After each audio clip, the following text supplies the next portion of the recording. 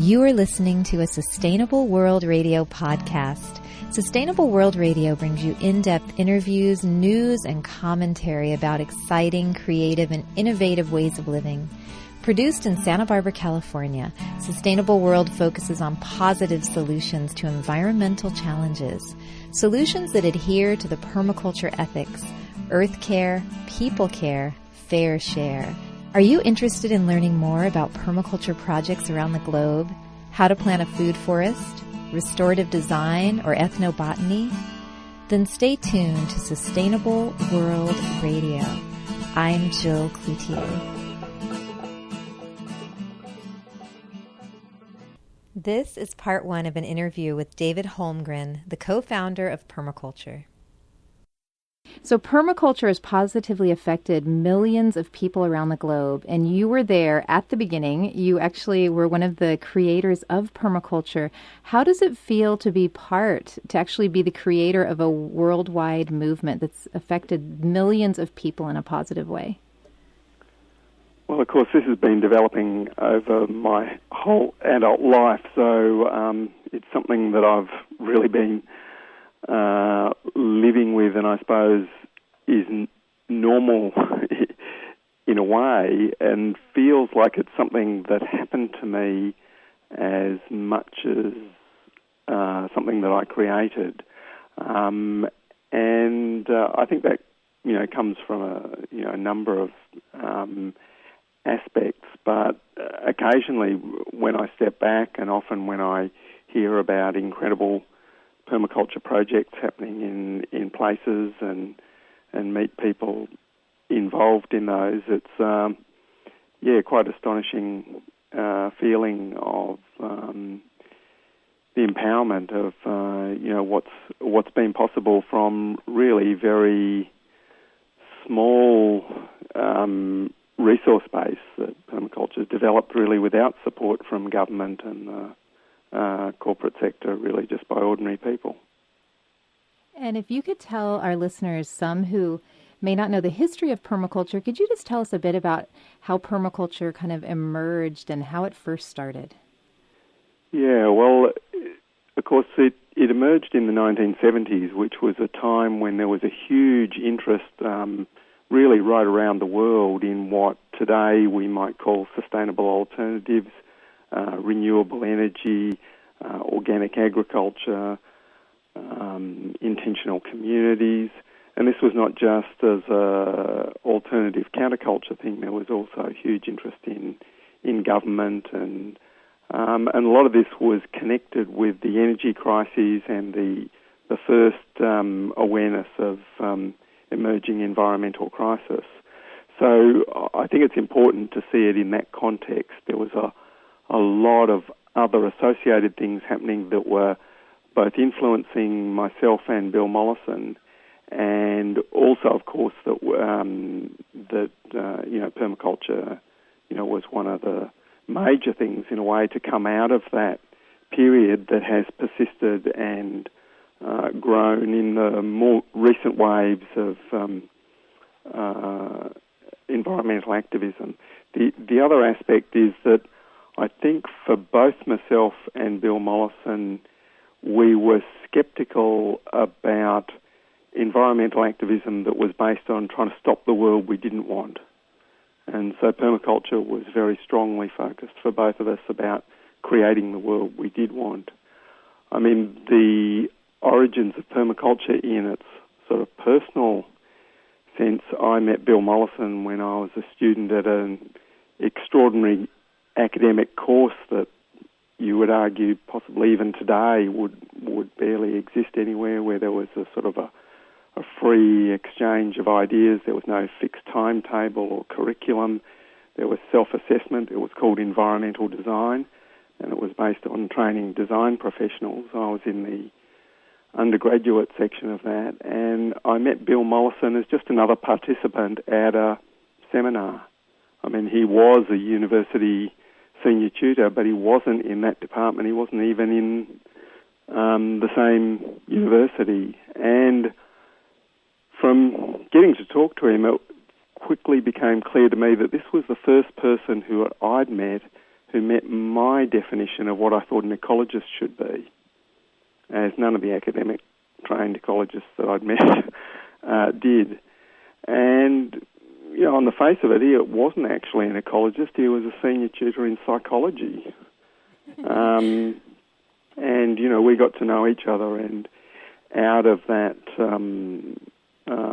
close relationship that involved me moving into his house and us discussing what I would put my energies into in my second year in this extraordinary course where I could basically study anything I wanted, I ended up in this intense working relationship with him as my mentor, but never formally as an assessor or something that was even recognised within this department. And out of that process, basically, permaculture emerged in the form of the manuscript that became Permaculture One. And I describe that relationship as co-authorship as much as you can describe. I'm not sure how any co-authors actually work on something, but most of that first text was my work. But of course, he was my mentor. He was researching things, and we were working together, developing a very extensive garden at his property. And so that was, very much a joint process. And obviously he was a leader in that process. And that went on for basically 2 years of intense work together. And that led then later, a couple of years later, to the publication of that manuscript as Permaculture One. There was an earlier article in 1976 that we jointly wrote for the Organic Gardening and Farming Society of Tasmania journal, which was the first publication of the permaculture concept. Well, I thank you so much for your ideas and bringing them to us in Permaculture One, because permaculture has affected my life and many, many of my friends' lives in a very, very positive, wonderful way. The other thing I need to say about that is I describe myself as obviously the co-author of Permaculture One, but also the co-originator of the concept, but I quite correctly point out that Bill Mollison is really the founder of the permaculture movement. And, if it had been left up to me, I wouldn't have had that confidence, some might say that hubris to develop the teaching structure and, take permaculture out to the world in that much more active way that Bill Mollison did in the 1980s, that really established the permaculture movement, not just in Australia, but around the world. It sounds like a good partnership. Yeah. With a few bites to it, wouldn't we say, David? Well, I don't think it's... Bill Mollison is one of those creative geniuses who's been a difficult person for many people to work with, and I think this is some of the things we find is that sometimes the most creative people are not necessarily the balance that they seek in the wider world. And that's actually characteristic of a lot of the pioneers associated with sustainable agriculture in Australia. Other ones like Alex Podolinsky connected to biodynamics, and P.A. Yeomans, who developed the keyline system. These were cranky, cantankerous individuals who saw a different vision of the world and bulldozed their way ahead to create that. Yeah. Or plowed their way, as the case may be. Yes, right. Or mulched. Or mulched away, we'll mulch all over you, and you'll enjoy it. Yeah, right. Yeah. So David, you left the spotlight a bit early on and began work on Melliodora. And can you tell us about? It sounds like that's a life work, and maybe describe it to our listeners who have never seen it. Yeah, well, we came here in the mid-'80s, and in a way, for me, with sort of 10 years of permaculture practice on different projects under my belt, myself and my partner, Sue Dennett, bought this 2.25 acres of degraded land on the edge of Hepburn Springs, which is a small town, really a village, about 120 kilometres from Melbourne, Australia's second largest city. And it's an area that was gold mining in the 19th century, and very degraded land. I called it the weed capital of Australia. And we saw the potential in this land that, from a permaculture point of view, I thought was quite fantastic. And I remember describing to people when they looked at it covered in blackberries and old truck chassis, and it was really very degraded, that I was shocked. And I said, well, I see it as a bit like not bothering too much about what the coat of paint and the curtains are on a house when you buy it, that you need to be looking at the underlying biophysical resources. So it's 2.25 acres on the edge of town, but it's got a substantial gully or creek running through it that drains stormwater from the town area and surrounding areas. And that was the opportunity for us to build dams that store the winter rainfall and allow us to irrigate about 120 fruit and nut trees and extensive gardens around the passive solar mud brick house.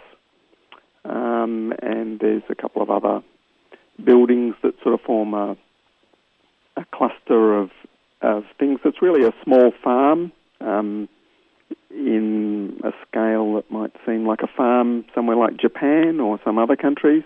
And also the house and immediate garden area is a little bit like a house on a 1/4 acre block in some ways. So it has some connections and relevance for people coming here on tours that we run to what people might do in a backyard situation, but also what people might do on a small rural property. David, I remember seeing your before meeting you in 2005. I was first introduced through Global Gardener, Bill's movie that would probably show your place in 1989, 90? Yeah, 1989, 1 year after we'd moved into the house, and the orchard was just sort of 1 year old, sort of dormant sticks in a sort of foggy winter. And I was a little skeptical about the place being shown to an international audience, in that it was, pretty new, and as I said, it was midwinter, and we even had trouble trying to get some shots of sun coming through the into the solar house on those days that was filmed. But you chose. You bought land as a hectare, and it's interesting, I've just, talking to the Africans and their work around Planned Africa is the idea to have 1 hectare of land to do a permaculture food forest on it to show the productivity of a permaculture food garden. And is that one of the reasons you picked yours too? Because that size seems to be what there is a measurement throughout the world for food production. Yeah, well, I mean, there was a complex set of reasons and circumstances that led to this particular piece of land, which really is part of the town. And more recently, it'd probably be the sort of place that a developer would barrel drain the creek and subdivide and put apartments on. We are surrounded by mostly houses on 1/4 acre blocks, but also between us there's public road reserves. So we're sort of involved in managing some of that public land as well. But that size of around a hectare is a size that it's possible to manage intensively and yet not really require machinery or large work animals like horses to actually do the work. Once you get to a larger scale than that, then you're really dependent on fossil fuels and power animals, really, to do a lot of the work, or you're really managing the land way below its potential. So that small-scale intensive systems, of course, has been a feature of permaculture. Not that permaculture is restricted to that, but there's different types of systems start to become relevant where you're working more with natural processes when you're working at a larger scale with farming. For example, irrigation. I think in a lot of dryland environments, irrigation should be really a modest concept of small-scale systems where we're effectively attempting to change the climate. Whereas when we're working on a larger broadacre basis, we really should be working within the limits of what that climate is and design our systems around that. So clearly, our small place isn't a model for what should be done on a 100-hectare farm, for example. Now, David, you developed, I believe, 3 permaculture properties, and you were busy at Melliodora. What prompted you to come back into permaculture, back into the spotlight in permaculture at this time? Well, I think it's been an evolutionary thing for me. During the 1980s, I never stopped doing some form of teaching and public speaking that always related to permaculture, but often I was talking to other groups, farmers, about farm tree establishment, programs around energy auditing and retrofitting of houses, all sorts of different groups, and I would always be approaching that subject through the lens of permaculture thinking, but not directly teaching permaculture. And then by the end of the 80s, I started to get pestered by established permaculture teachers on permaculture design courses who wanted me to co-teach on their courses. And I did that for a few years, really, as a process of getting to understand firsthand what this amazing phenomenon of the permaculture design course that Bill Mollison had developed in the early 80s, what it had achieved and what was happening in that. And I could see I was really drawn back into more directly than teaching permaculture, and it was a huge jump for me because the discipline of teaching other things with permaculture thinking behind it all the time really all came together when I started teaching and especially designing our own permaculture design courses in the 90s. And in that process, I was also doing a lot more writing, and the writing during the 90s that culminated in Permaculture Principles and Pathways Beyond Sustainability, which was published in 2002, I could see that I really had to get out and promote as much the book, more the ideas behind the book, out more widely in the world. And that, for me, was sort of really, I suppose, an evolutionary process, but it was also going back a little bit on my hardline approach about overseas air travel.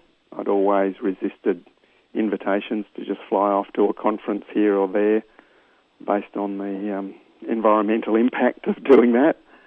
And we've always managed to do overseas trips that have been long, extended teaching and study trips as getting better value for the planet out of that impact. So I think it's also, when I published Principles and Pathways in 2002, I was, by that age, a bit older than Bill Mollison was when he published what everyone recognises as his major work, the Designer's Manual in 88, about similar ages in a way. So it's sort of been, I suppose, a sort of a maturing process rather than any change.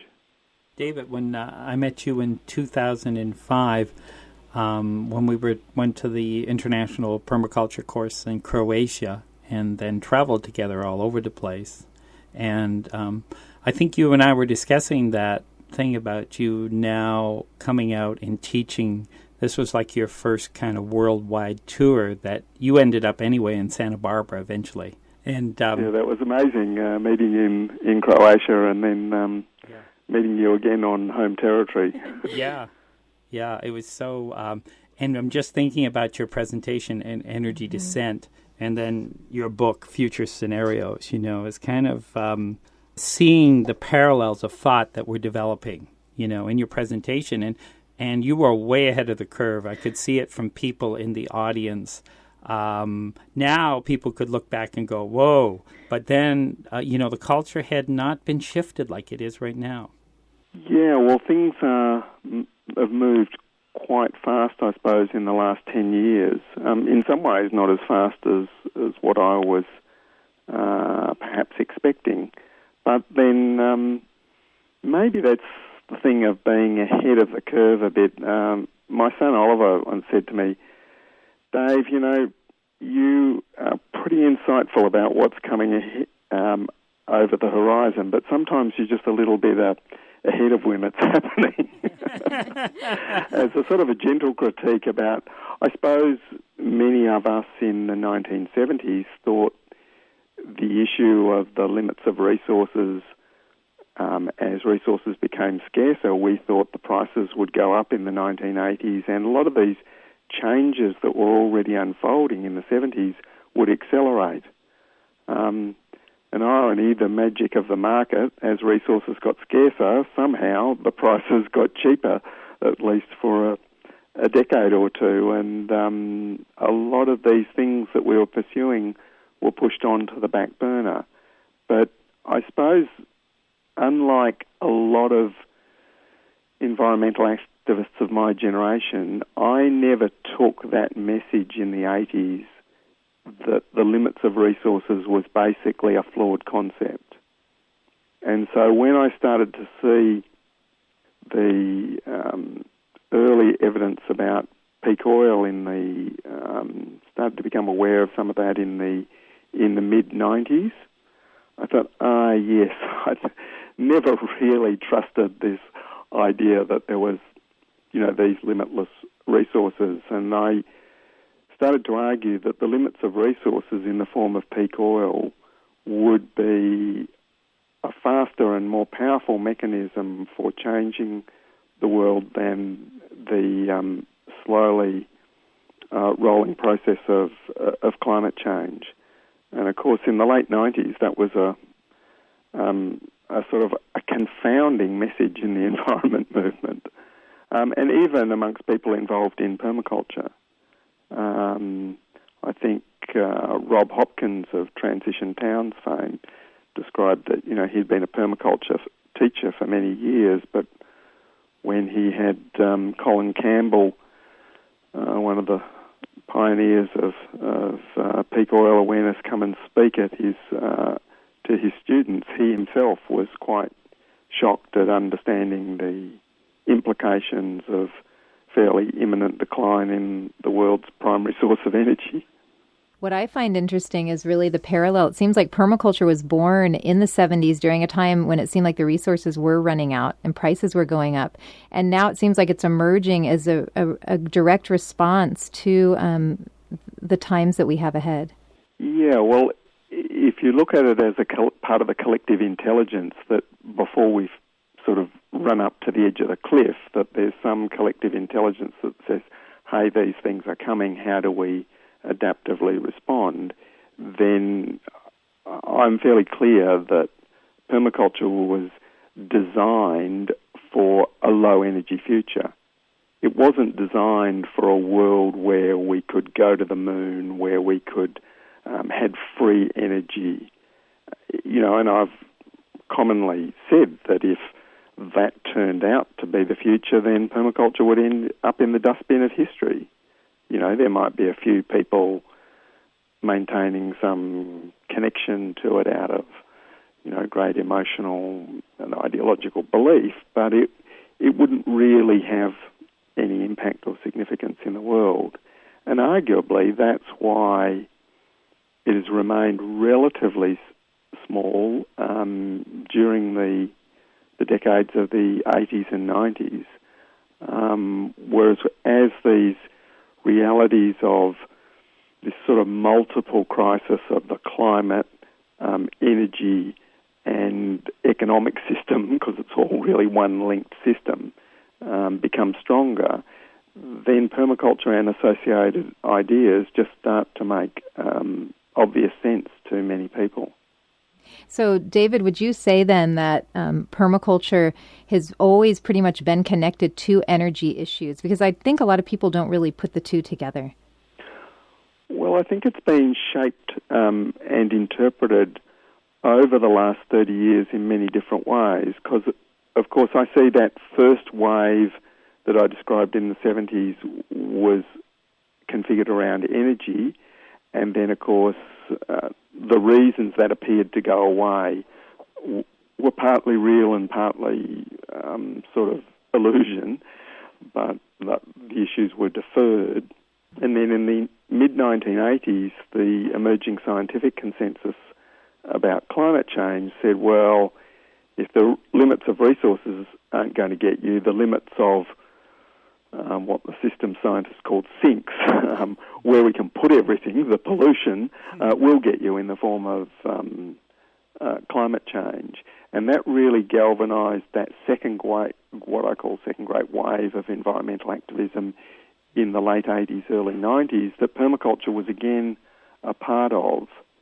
And so the framing of why we are doing things may change with a context and time. And it also, obviously, my perspective is very much that of Australia as one of the rich countries in the world, and in many poorer countries, permaculture has really been framed around justice and food security, immediate, simple,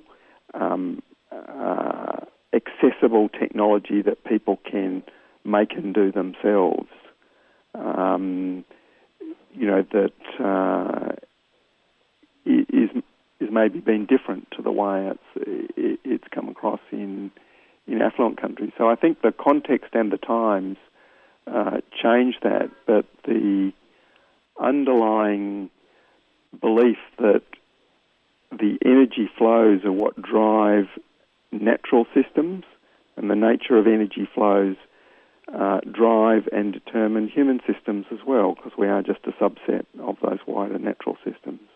And David, could you tell our listeners how ecological collapse and also energy descent, what role have both of these played in the decline of past civilizations?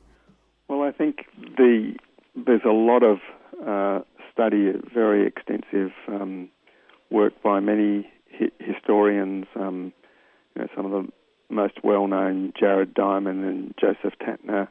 One who's a bit less known but influenced my thinking quite a lot, the American ecological historian William Crosby, who wrote a book, Ecological Imperialism, European Expansion 900 to 1900, that really a lot of our history, when you look at it close up when it's happening or shortly afterwards, it's all about great causes and often great men and great actions.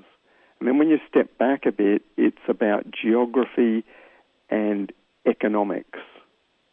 What are these larger forces that are the resources that are available, who had control of them through what land, and all those sorts of things. And then when you step back further, it's the ecological and energetic underpinnings that are actually determining the larger scale flows in human history. And that's both with the building up of civilizations, why some places developed these great structures and hierarchical organisation and resources, and why others didn't, and also why they then declined or collapsed as they depleted their resource base. Of course, in the pre-fossil fuel era, it was mostly renewable resources that were being overtaxed, like cutting the forests too much, depleting the soil, organic matter. We have very good documentation on that for the Roman Empire, because it's both archaeological and extensive records. The records of senators arguing about the grain ships coming from Carthage being attacked by pirates, at the same time that grain yields were declining in Carthage due to desertification, and efforts to try and get Rome to once again get its hinterland productive, produce food at home like it used to once. All of these things sound actually surprisingly familiar to what's happening in the world today. With some other civilizations, it's more just looking through the stones and the bones to sort of pick up the archaeological evidence, because there was nothing that is retained, from them. So there's a spectrum there from what most historians have called the decline of the Roman Empire to, the extreme collapse of such as the Mycenaean civilization in the Eastern Mediterranean, or the Mayan civilization in Central America. So there's, plenty of description that provide us with smaller scale predecessors for what we are now doing. David, I'm going to shift you to talk about your book, your new book called Future Scenarios. And what I'd like to start with is how the book evolved, and I think it involved you and Richard Heimberg tag teaming. And I think you guys met first in Ireland, and then later on you decided to do a tour together in Australia. And I think out of that became the website, Future Scenarios, and led to the book then. Why don't you kind of give us some background? Yeah, it's a sort of meandering, evolving history like most of the things I do. When I look back, I can see the clear pattern and plan in it, but not when I'm not in the middle. Starting out on it.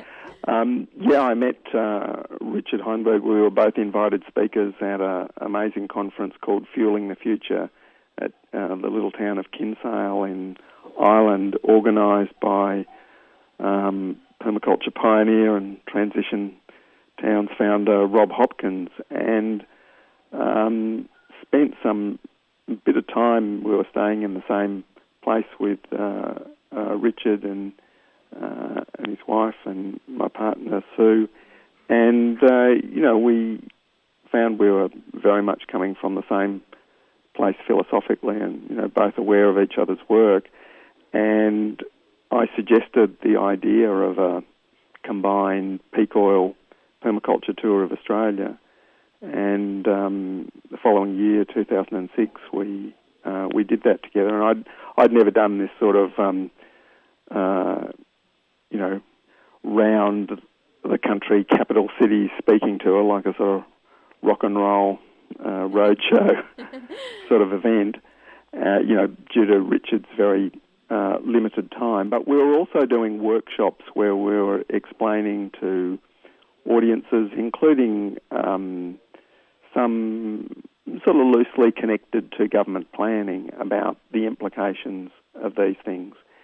And in putting that material together, I was trying to show why the thinking behind permaculture was actually essential, not just at the small scale level and the gardening and all the things that people involved in permaculture do, but the same thinking was required to deal with a world of energy descent. And I chose to use the scenario planning approach because it's one that's sort of recognised in the corporate world and in government as a credible tool for trying to deal with uncertainty about future possibilities, where you put together a number of plausible stories about the future that are basically at least internally consistent and logical, and to paint a picture.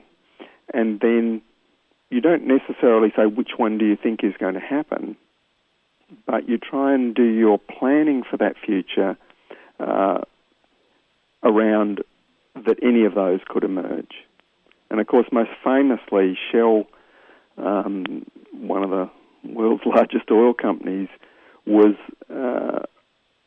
leaders in this methodology in the 1960s. And one of the scenarios that they came up with internally in their work included a politically induced oil shocks that hit the Western world. And so when that actually happened in 1973, Shell were in a much better position than the other oil companies to deal with and respond to that. And it's interesting that what I was also trying to do was combine the impacts of climate change with the impacts of peak oil, because mostly they were being discussed completely separately without reference to each other.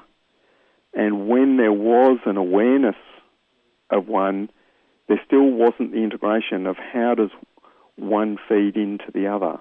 And I saw those as the biggest driving forces in shaping the next few decades. So that was really the beginning of that work.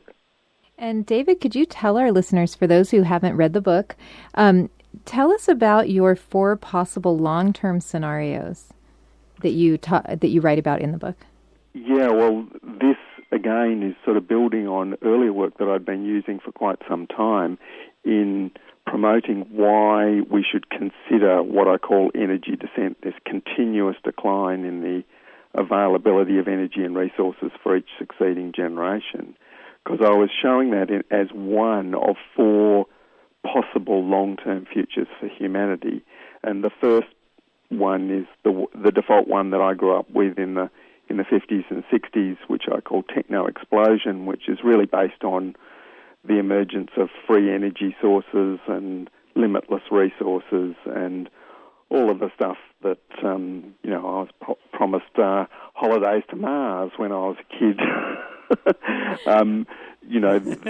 The chief advisor to the Australian government on nuclear matters in 1950 said that by 1980 nuclear power would be too cheap to meter, to bother paying for.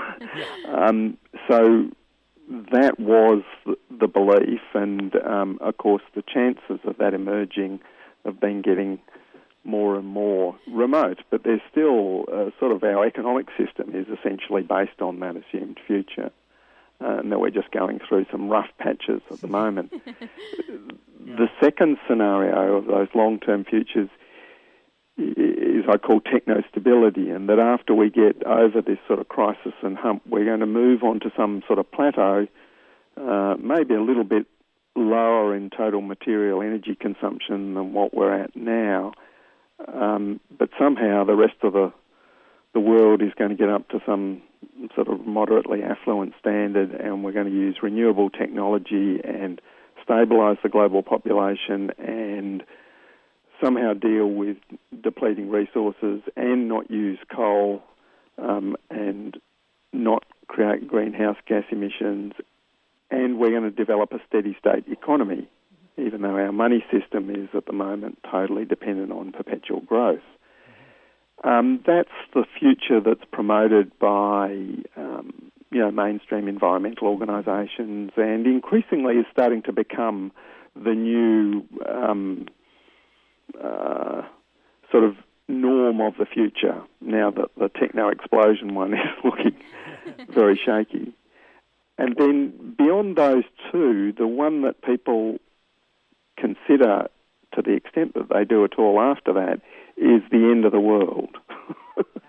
Some sort of total collapse where civilization disappears. Mm-hmm. And people often skip the what I think is the most likely scenario, the idea of that we've been at some energy peak and that now we'll go into some sort of long, extended decline that we're talking about that might occur over hundreds of years, just in the same way that we climbed a huge energy mountain of fossil fuel over the last few hundred years. And that energy descent scenario is one, as I say, that people just sort of ignore altogether, and yet I think it's the most likely one. And so it needs a lot of work to explore what could it be. And when I was talking to people about this over the last 10 years, I found people would often say, "Oh, you mean Mad Max?" Yeah, exactly. And what I found frustrating about that is I realised that how thin and pathetic our view of this possible future was, that this 1970s road movie, which I actually hadn't seen at the time, even though it was filmed not far from where I live, and when I saw it, I thought, oh my God, this is the framework that's informing people's perception of what energy descent is. But Mel Gibson looked good, though, in the film. What's that? Mel Gibson always looked great in the film. Oh, yeah, and the cars drove really fast, Exactly. Somehow they had lots of fuel. Yeah, the gas. Somehow there was tons of gasoline in that movie. And explosions. Well, the one that I identified with was Soylent Green. Yeah, I remember. You become the resource. Yeah. So there are has been some exploration at that level of science fiction and movies that have sort of explored a little bit, but at a sort of more intellectual level, it's been almost impossible to seriously discuss such things because they're seen as sort of so negative and defeatist and and that it defaults through to, that's the end of the world type of thing. Mm-hmm. Whereas, some quite good work on the decline of the Roman Empire showed that when the empire wasn't sucking up all the resources, trying to maintain ridiculous structures and power bases, life for people actually got better. Yeah. So there's lots of different ways in which energy descent can emerge, and of course my book Future Scenarios is really looking more closely at 4 possible scenarios.